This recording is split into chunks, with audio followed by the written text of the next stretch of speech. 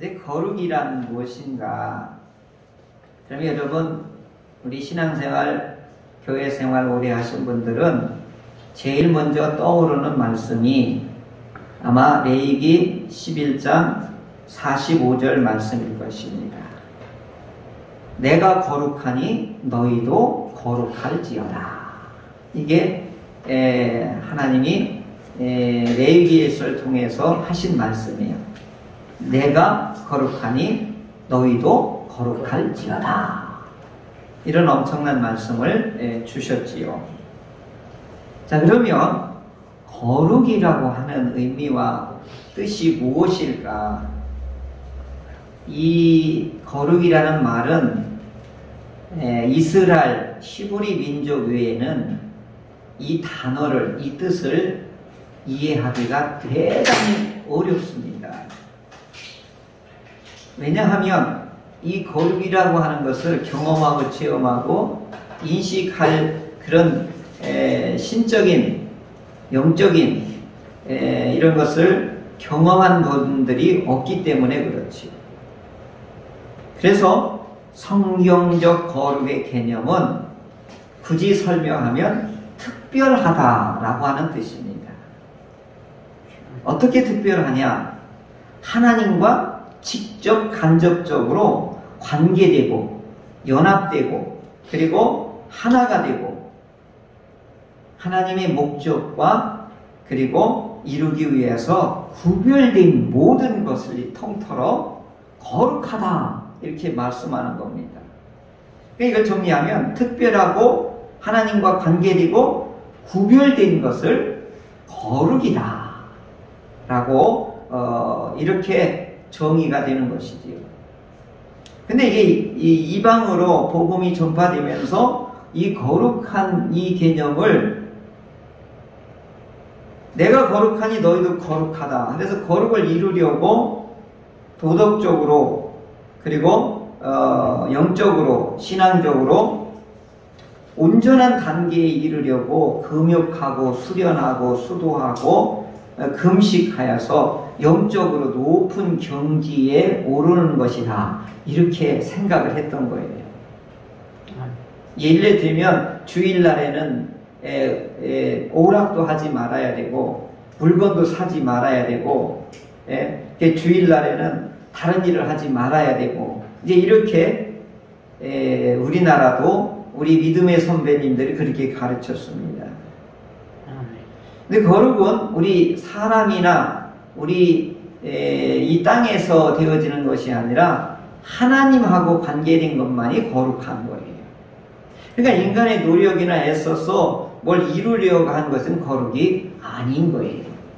그래서 여기서부터 이것을 정리정돈이 안 되면 허위의식의 신앙생활을 할 수밖에 없게 되고 심지어는 이것이 금욕주의가 율법주의를 해서 성도의 삶을 억압하는 데 이렇게 사용되게 된 것이지요. 자, 그러면 하나님께서 특별하게 여기는 것을 나도 그렇다. 아멘. 그래서 믿고 따르는 그 삶을 거룩함이다 라고 하는 거예요. 아멘. 하나님이 특별하게 구별하고 하나님이 이게 독특한 것이다. 이거 하나님의 뜻이다. 하나님의 목적이다. 아멘. 그래서 그 말씀을 제가 믿고 따르겠습니다. 결국은 뭐냐면 하나님과 연합하고 하나님 안에 거하고 하나님의 뜻을 따라서 사는 삶. 그래서 예수님이 이렇게 비유하셨어요. 포도나무와 가지의 비유를 들어서 포도나무에 붙어있지 아니하면 깨끗함이 없다. 이렇게 말씀하셨지요. 그 깨끗함이라는 게 뭐예요? 거룩함이라는 뜻이잖아요. 그러니까 제가 늘 생각해 이게 어떻게 설명하면 좋을까 늘 생각했는데 지남철이 있죠. 지남철. 지남철에 붙어있는 이 쇠못 같은 것들이 오래 붙어있으면 이 못도 어떻게 돼요? 자석력이 생기잖아요. 이게 거룩이에요. 그러니까 거룩하신 하나님께 붙어있어야 오늘 우리가 어떻게 되는 거예요? 거룩해지는 것이죠.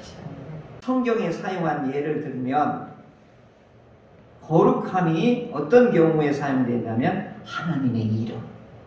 이건 거룩이에요. 그리고 하나님을 믿는 성도들, 하나님이 인정된 자녀들, 그를 어떻게 해요? 성도, 거룩한 무리들이다. 이렇게 인정을 해주시는 거죠. 아멘. 이시조선의 이성계의 후손들은 다 뭐가 되는 거예요? 왕족이 되는 거예요. 왕의 후손들이 되는 거예요.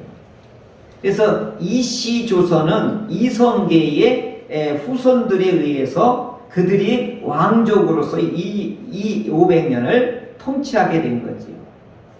그러니까 이성계의 자녀들이 왕족인 거예요. 왕가가 되고 왕이 될 수 있는 거예요. 자, 성도들은 뭐냐면 하나님에 소속되어 있는 자녀들. 그래서 이들을 뭐라고 하냐? 하나님이 만유를 다스리는 왕이기 때문에 그 왕에 속한 자들은 전부 뭐가 되는 거예요? 왕가가 되는 것이지. 그래서 뭐라고 한 거예요? 성도라고 한 거예요. 오늘 우리식으로 말하면 왕손들이다. 이런 뜻이지요. 네. 그리고 이 이름들이 하나님의 일을, 이 거룩한 일을 감당했던 사람들, 선지자들을 거룩하다고 그러는 거예요. 그리고 예수님의 복음을 전했던 그 사도들을 거룩하다고 하는 거예요. 그러니까 오늘도 복음을 전하는 주의 종들이 결국은 뭐야? 성직자라고 하는 말이 여기하고 연관이 되어 있는 것입니다. 그래서 예수님께서도 우리에게 가르친 기도를 이렇게 하라. 아버지의 이름이 거룩히 여김을 받으소서. 높임을 받으시고 특별하게 대우를 받으시고 구별되었습니다. 오직 하나님의 이름만이 거룩하십니다.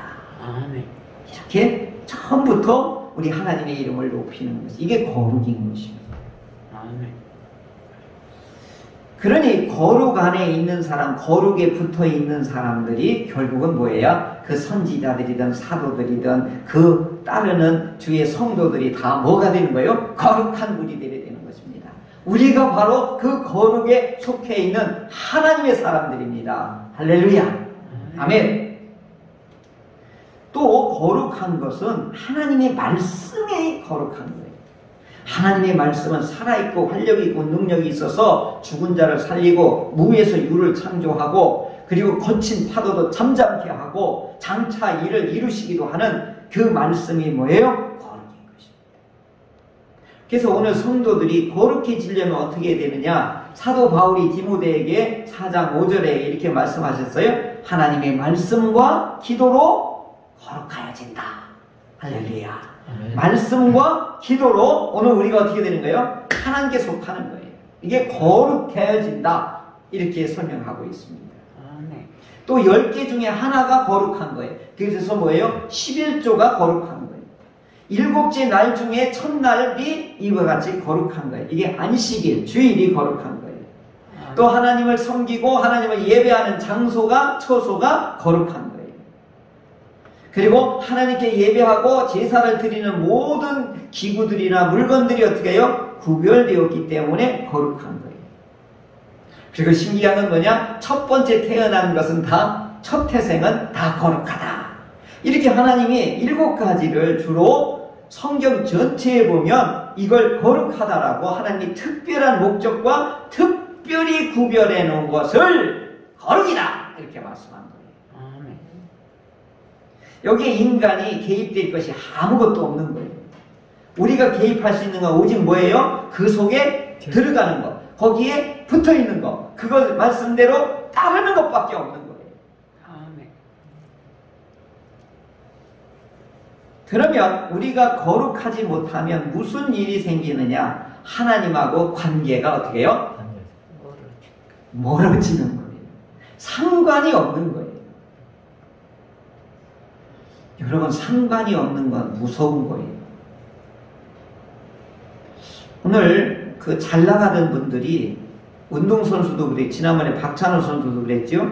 목사님들도 그렇고, 대통령도 그렇고, 정치인들도 그렇고요, 연예인들도 그렇고, 모두 다요, 잊혀지는 거, 무관심의 대상이 되는 걸 못 견디는 거예요.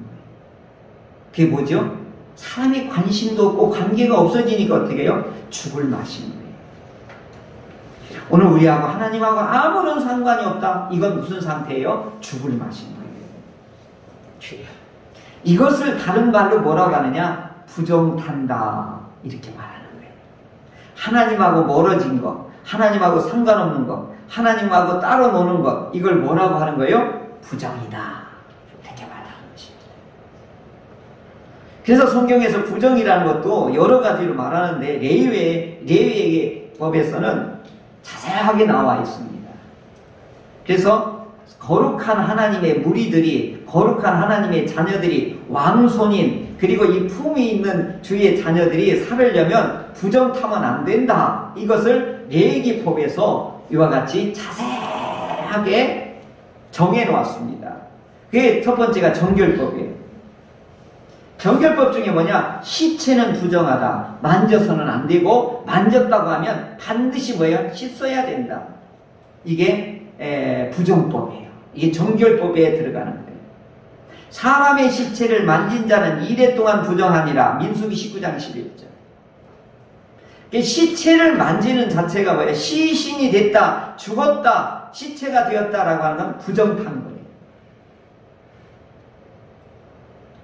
또 질병, 특별히 피를 흘리는 유출병, 이것은 부정하다라고 레위기 15장 17절에서 말하고 있습니다. 그리고 손을 씻지 않고 음식을 먹는 것도 부정하다 이렇게 말했어요. 이게 위생법. 그러니까 정결법, 음식법, 위생법, 장례법, 제사법, 이 모든 것 중에 결국은 뭐냐? 부정이라고 하는 것은 결핍되고 그리고 어떻게 된 거예요? 단절된 상태를 주로 여기서 부정하다 이렇게 말하는 것입니다. 우리나라는 이 부정탄다는 말이 너무 익숙해져요. 우리의 무속신앙이 우리의 5,000년의 뼛속까지 들어와 있어서 잘 알아요. 그죠? 강신무당, 학습무당 말고 사주팔자 보고 이런 거 말고요. 작두를 타는 무당을 뭐라 그래요? 이게 강신무당이라고 그러는 거예요. 이 강신무당이 구술하려면 이 사람들이 새벽 시간에 아무도 사람들이나 모두 다니지 않는 밤에 이 얼음물을 깨고 가서 목욕재개를 해요. 여러분 다 들어보셨죠? 목욕재개를 하고 그 다음에 귀신이 자기 속에 들어와야 작두를 탈 수가 있거든요. 그런데 이렇게 하는 중에 누가 만났다든가 누구 지나가는 사람이 있다든가 그러면 어떻게 해요? 부정 탔기 때문에 다시 해야 되는 거예요. 그래서 우리는 부정 탄다는 말이 너무너무 설명 안 해도 다 알아듣는 말 중에 하나거든요. 그러니까 구슬을 하려면 귀신의 힘을 빌려서 이 날카로운 칼날로 위에도 올라가서 춤을 추고 해야 사람들이 우와 하고 용엄하다, 영엄하다, 효력이 있다 이렇게 해서 사람들이 그 무당 앞에 꼼짝을 못하는 거잖아요. 결국 뭐예요? 귀신에게 굴복시키기 위해서 귀신의 힘을 받으려고 어떻게 해요? 부정 타는 일을 이들이 어떻게 해요? 조심하는 거 아니겠어요? 하물며 하나님의 목적과 뜻과 계획을 우리가 받고 그것을 누리려고 할 때에 하나님과 우리하고 상관없는 것을 뭐라고 하냐? 여기 성경에서는 부정이다 이렇게 말하는 것입니다. 하나님하고 아무런 상관이 없는 것. 그래서 하나님께서는 이 하나님으로부터 멀어진 사람들, 부정한 사람들을 어떻게 해요? 회복시키려고 하는 놀라운 계획을 갖고 계신 것인데 그것을 성경에 계시라고 하는 수단으로 여기에 전부 우리에게 주의 종들을 통하여 선지자를 통하여 하나님이 우리에게 전해준 말씀이 있습니다. 이사야 선지자에게 53장에 종의 노래라고 하는 이 놀라운 말씀을 우리에게 계시를 해주셨는데 메시아가 오시면 그가 찔림은 이 메시아가 찔림은 우리의 허물 때문이요 메시아가 상함은 우리의 죄악 때문이요 메시아가 징계를 받음으로 우리는 평화를 누리고 메시아가 채찍에 맞음으로 우리는 나음을 받았도다. 이것을 이사야 선지자를 통하여 벌써 수백 년 전에 메시아가 오실 것을 계시해 주신 것입니다. 그러면서 뭐라고 하냐면 그 메시아에게 모든 죄악을 그에게 담당시키셨도다. 우리를 대신하게 하셨도다. 이것이 하나님의 계획이고 하나님의 목적이고 하나님의 의도였다. 이렇게 밝혀놓는 것입니다. 아멘. 그래서 이것을 이루기 위해서 이제 실제가 되게 하기 위해서 이제 예수님이 이 땅에 누구로 오시는 거예요? 성육신으로 오시는 거예요. 보이지 않는 하나님이 보이는 육체의 몸을 빌어서 이 땅에 내려오시는 것이 위대하고 놀랍고 신비한 사건이 뭐냐? 성육식 사건인 거예요. 그래서 그분이 이 땅에서 무슨 일을 하셨느냐 하면 성경의 예언대로, 성경의 계시된 대로, 성경께서 미리 언약한 말씀대로 그분이 오셔서 하시는 일을 통하여 오, 이분이 메시아시구나를 증언하고 증거하고 증명해내는 것이 예수님이 이 땅에 오셔서 활동한 사역의 내용인 것입니다. 그래서 오늘 본문이 바로 오늘 9장에서 예수님이 그분이시다라고 하는 것을 드러내시는 것이지요. 그래서 특별히 우리 마태복음 9장은 예수님이 이 땅에 메시아로 오셨음을 증명하고 증거하고 드러내는 모든 그 사역의 내용들이 집중적으로 여기 모아놓았습니다. 그래서 예수님이 치유하시고 예수님이 권능을 베풀고 예수님께서 뭐요? 안진뱅이를 평생 죽은 병자를 일으키시고 또 오늘 죄인들을 다시 회복시켜 주시고 죽은 자를 다시 살리는 이사야 35장에 그대로 그 말씀이 오늘 예수님을 통해서 이루어지는 것을 보여주시는 겁니다. 그게 뭐예요? 하나님의 나라가 이제 너희에게 임하였다라고 증거를 해주시는 거예요. 아멘. 자, 그 사건 중에 오늘 본문만 집중해서 한번 보도록 하겠습니다. 이 혈우증 앓는 여인, 피를 흘리는 병에 걸리는 사람은 레위법에 의하면, 정결법에 의하면 뭐예요? 부정한 여인이에요. 뭐 그럴 수 있겠다 이렇게 생각하는데 이 부정한 여인으로 어디가 확증이 되는 순간 뭐예요? 첫 번째 제일 무서운 게 뭐예요? 예배당 성전에 들어올 수가 없습니다. 오늘 확진자가 되면 뭐예요? 교회 나올 수 있어요? 없어요? 똑같은 거예요. 두 번째 뭐예요? 격리 대상해야 돼요. 사람들이 모여 있는데 들어오면 어떻게 해요? 그 즉시 거기에서 죽일 수도 있어요. 그러니까 사회적으로 어떻게 해요? 모든 사람하고 격리되는 거예요. 버려지고 어떻게 해요? 이 사람들은 관계를 차단시켜버리는 것이죠. 그러니까 하나님 앞에 나아갈 수도 없고 사회적으로도 어떻게 해요? 모든 사람으로부터 이와 같이 버림받은 존재가 되는 것이죠. 이렇게 생활한 거 12년 동안이에요. 12년 동안 이 병을 고쳐보자 모든 재산들을 어떻게 해요? 치료비로 다 어떻게 재산이 다 소진되게 된 것이죠. 그런데 이 여인에 대해서 남편이 있다든가 자녀가 있다는 얘기가 없는 걸 보면 대단히 외롭고 힘들고 아주 고난스러운 삶을 살았던 사람이다라고 하는 것을 예측할 수가 있지. 오늘 이 여인이 이제 생각한 게 하나 있습니다.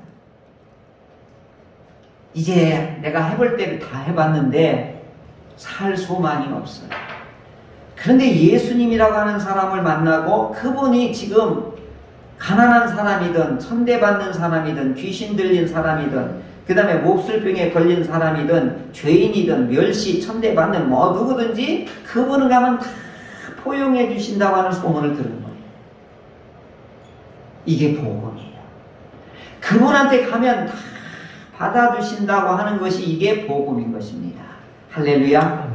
예수님께로 나가면 다 받아주신다. 예수님께서 가시면 다 포용해 주신다. 예수님 앞에 가면 다 문제가 해결된다라고 하는 소문이 복음인 것입니다. 자, 그런데 이 여인이 이 예수님을 이런 예수님에 대한 생각을 갖고 있는데 그 전에 무슨 일이 있었냐면 한 관리가 그의 외동딸이 죽은 거예요. 여기 보면 죽었사오니 이렇게 나와요. 우리 딸이, 내 딸이 방금 죽었사오니 오셔서 내 딸을 살려주세요. 내 딸을 살려주세요. 근데 누가 하는 거예요? 지금 이 신분이 누구예요? 고급 관리예요. 우리로 말하면 뭐예요? 지금 높은 신분에 있는 사람이에요. 다른 데는 이분이 회당장이라고도 나오죠. 그 우리로 말하면 그 지역의 최고의 사람인 거지. 자, 그런데 이 딸이 어떻게 해요? 죽었어요. 시체는 뭐예요? 거룩한 거예요? 부정한 거예요? 부정한 거예요.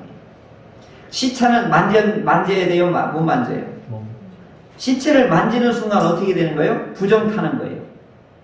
부정한 사람을 만지면 어떻게, 부정한 사람이 만지면 어떻게 되는 거예요? 부정해지는 거예요. 이 두 사건이 뭘 얘기하는 거예요? 심각한 율법에 정한 대로 부정한 것을 지금 예수님이 어떻게 대하느냐를 오늘 말씀하고 있는 거예요. 유출병이나 시신을 만진 사람이나 닿는 사람은 부정해지는 거예요. 그래서 결례를 반드시 행해야 되는 것이지요. 자, 이 여인의 마음은, 그 다음에 이 관리의 마음은 뭐예요? 나는 이미 부정해졌고, 나는 이미 버림받았고, 나는 사회적으로나 종교적으로나 하나님 앞에 나아갈 수 없는 버려진 존재다, 이 말이죠. 어떻게 해결할 수 있느냐? 오직 예수님 뿐이다. 오직 예수님, 오직 그분께로 가야 된다. 그분한테 가야 되고, 그분을 만나야 되고, 그분을 어떻게 해서는 그 조그만 옷솔길에도 내가 만져야 되겠다. 이런 마음과 생각을 결단한 거예요. 구약시대 때 에스더 왕비가 왕의 허락 없이 왕 앞에 그냥 딱딱딱 이렇게 나가는 순간 어떻게 해요? 거기에 가다 보면 10중 경계병이 있어요. 왕 앞에 가는데 그 경호원이 10겹으로 돼 있대요. 가장 어떻게 해요? 죽이는 거예요. 폐비시켜버리는 거예요. 그러니까 어떻게 해요? 이 금식을 하고 이렇게 해요. 자기 민족이 며칠 후면은 말살 정책에 의해서 자기 민족들이 다 죽게끔 되어 있어요. 하만이 그런 간계를 부린 거예요. 그러니까 어떻게 해요? 자기 민족을 살리기 위해서 금식하고 왕 앞에 가가지고 이걸 고하려고 하는 거예요. 어떻게 하죠? 죽으면 죽으리라. 이런 각오를 하고 나아가게 돼서 그 마음이 왕의 마음을 변화시켜서 어떻게 해요? 하만이 도리어 자기가 죽이려고 하는 데에 달려서 죽게 되고, 그래서 그 유대 민족이 모두 살아남게 되는 것이죠. 이 에스더 왕비가 죽으면 죽으리다, 이 왕비가 했던 것처럼 이 여인도, 이 혈루증 앓는 이 여인도 맞아, 죽으면 죽었지, 내가 예수님을 만나고 내가 반드시 말 것이다 라고 하는 결단을 하고 사람들을 해치고 가서 만졌던 것이지. 오늘 예수님께로 나오는데 이게 쉬운 일이 아닌 것입니다. 자, 이 여인은 결국 부정한 상태에서 이 예수님을 만진 거잖아요. 그럼 이런 구도가 되는 거예요. 거룩하신 예수님을 부정한 여인이 거룩한 분을 만졌어요. 그러면 이 거룩하신 분이 뭐가 되는 거예요? 부정한 사람이 되는 거죠. 그러니까 여인의 이 전염성과 여인의 부정한 이 일이 누구한테 되는 거예요? 전가되는 거예요? 예수님께. 자, 이 구도가 이 마태복음에서 이 마가복음에 어디에서든 이 여인의 이야기가 나오는데요. 이게 굉장히 중요한 이게 해결 문제이기 때문에 그렇습니다. 자, 그런데 그 다음에 어떻게 해요? 이 예수님이 이 여인을 뭐라고 부르는지 여기 성경을 보십시오. 뭐라고 부르죠? 예수님의 거듭난 만져도 구원을 받겠다 하고서 드디어 예수님에 가서 그 옷솔기를 만졌어요. 그때 예수님이 이 여인에게 뭐라 그러죠? 따라! 이렇게 얘기해요. 따라! 이게 굉장히 중요한 말이에요. 안심하라. 여기에 따라라고 하는 말은 뭐냐? 지금까지 어떻게 해요? 성전에도 못 들어갔죠? 그리고 어울리지도 못했죠? 이 사람은 어떤 사람이라는 거예요? 이방인이다 이거예요. 지옥에 갈 사람이다라고 제껴놓은 거예요. 근데 예수님이 뭐라고 그러는 거예요? 따라라고 하는 건 뭐예요? 내 자녀가 되었다라고 하는 것을, 자녀의 신분을 회복시켜준 거예요. 할렐루야! 이게 얼마나 기쁜 소식이에요. 두 번째 뭐라고 하죠? 내 믿음이 너를 권하였다. 여기서 두 번째 혜택이 뭐냐면 구원을 얻게 하신 거예요. 여러분, 이 딸이 구원을 받은 게 뭐예요? 영적으로 하나님의 자녀가 된 것은 이미 회복된 거잖아요. 그런데 여기서 구원이란 뭐예요? 그 악한 질병으로부터 12년 동안 지독하게 놓아주지 않았던 이 혈루증, 자기의 신분과 자기의 모든 사회적인 생활, 가정의 행복, 하나님께 드리는 예배, 이런 것들을 다 망가뜨리게 했던 원흉, 그게 뭐예요? 혈병. 여기에서 자유케 하신 거예요. 이 병을 고치신 거예요. 할렐루야. 이게 구원인 거예요. 질병으로부터 벗어나게 하고 질병으로부터 자유를 얻게 되고 질병으로부터 해방받으면 사회적으로나 종교적으로나 하나님 앞에 당당히 나아올 수 있는 모든 것이 회복되는 거예요. 아멘. 그래서 그 증거를 뭐라고 하죠? 아주 뭐라고 하냐면 여기에 보면 22절의 마지막 절에 뭐예요? 내 믿음이 너를 구원하였다. 이렇게 말씀하시니까 여자가 그 즉시에 구원을 얻으니라. 이렇게 했죠? 받으니라. 여기서 구원이라 다른 말을 표현하면 그 즉시에 그 병에서 나음을 입었도다. 이런 뜻이에요. 사랑하는 성도 여러분, 여기서 이 여인과 예수님의 만남에서 일어난 사건을 다시 한번 조명해 보면 부정한 여인이 거룩한 예수님을 만졌어요. 그러면 예수님은 부정해진 거지요. 반면에 이 여인은 어떻게 된 거예요? 정결하게 된 거예요. 이걸 구원이라고 하는 거예요. 예수님이 이 땅에 오신 목적이 뭐예요? 성육신 하신 목적이 뭐예요? 부정한 인간을 거룩하는데 정결하게 하시기 위해서 우리 하나님께서 이 예수님을 직접 이 땅에 내려보내셔서 이 일을 하시게 하신 거예요. 부정한 사람을 어떻게 하시기 위해요? 거룩하게 하시기 위해서. 자기는 부정을 타고 자기는 부정한 자가 되고 자기를 통하여서 이 부정한 인간들을 어떻게 한 거예요? 하나님의 사랑으로 회복시켜 주시기 위해서 이 땅에 오신 거예요. 그래서 그 생생한 증언을 뭐라고 한 거예요? 그가 찔림은, 그가 상함은, 그가 징계를 받음으로, 그가 채찍에 맞음으로 너희는 나음을 받았도다. 아멘.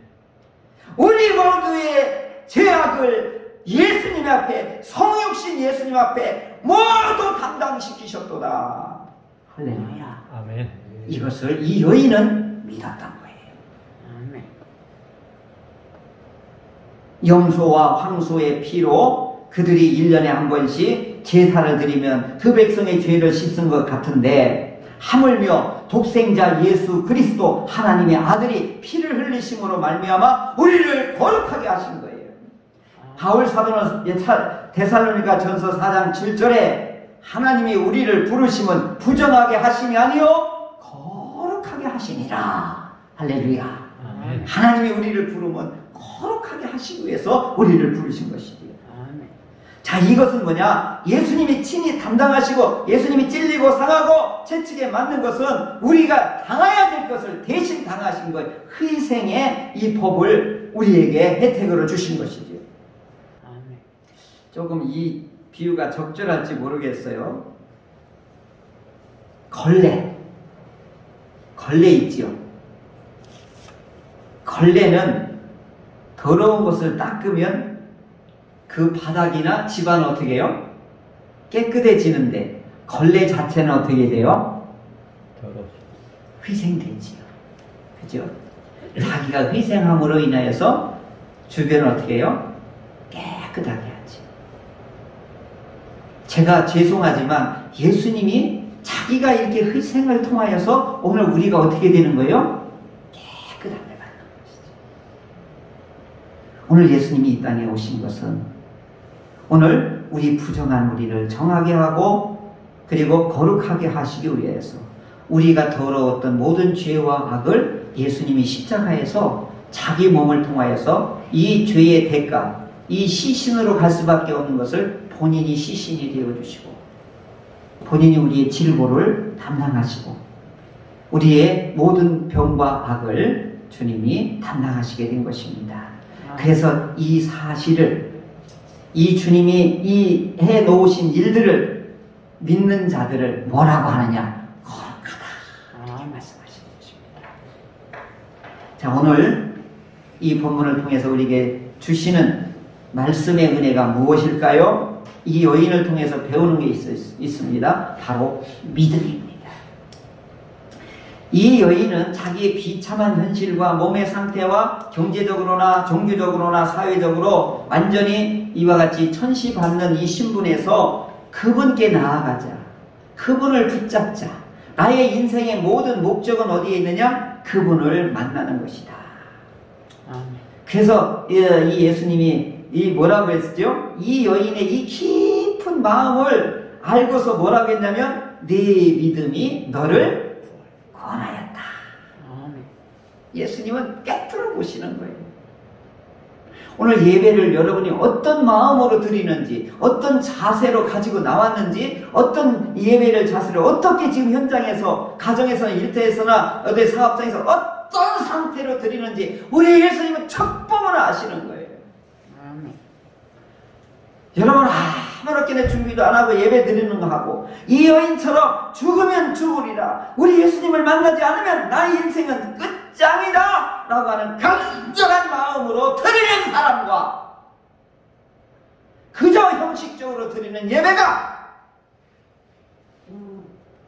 오늘 예수님이 이렇게 말합니다. 네 믿음대로 될지어다 하면 어떻게 되겠냐 하는 거죠. 간절한 사람은 간절한 대로 은혜를 받고 아무렇게 드린 사람은 아무런 은혜를 못 받는 거 아니겠습니까?